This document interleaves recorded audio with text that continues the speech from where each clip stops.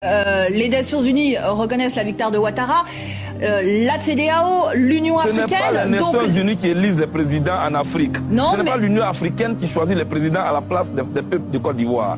Il faut que vous compreniez cela. Non mais la commission électorale également a reconnu la victoire de Ouattara. La commission électorale... Non, monsieur Bakayoko n'est pas la commission électorale. Monsieur Bakayoko est le président de la commission électorale et la commission électorale fonctionne sur un mode opératoire.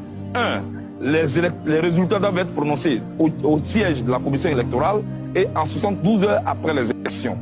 Alors, si ces 72 heures sont passées, il revient au Conseil constitutionnel de le faire. Est-ce que cela a été respecté? Non.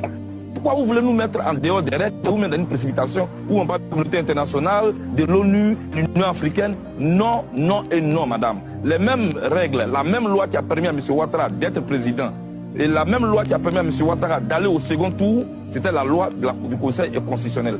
Pourquoi accepter une loi quand elle l'arrange et quand il refuse? Le Conseil constitutionnel dont on dit qu'il est aux mains des pro-Gbagbo. Pardon? Le Conseil constitutionnel dont on dit qu'il est aux mains des pro-Gbagbo. Et le Conseil constitutionnel en France, la Cour constitutionnelle est aux mains de qui? Et la Cour suprême aux États-Unis est aux mains de qui? Madame, je voudrais donc que l'on nous respecte. Ici en Côte d'Ivoire, ce même Conseil constitutionnel, c'est ce même Conseil constitutionnel qui a permis à M. Ouattara d'aller au second tour. Pourquoi n'a-t-il pas refusé d'aller au second tour? Parce que ce Conseil constitutionnel-là est proche de Gbagbo. Alors, M. Youssou Bakayoko, est-il proche de qui, lui? En Côte d'Ivoire, la commission électorale à 90%, excusez-moi madame, la commission électorale à 90% est aux mains de l'opposition. Malgré cela, nous avons accepté d'aller aux élections avec eux.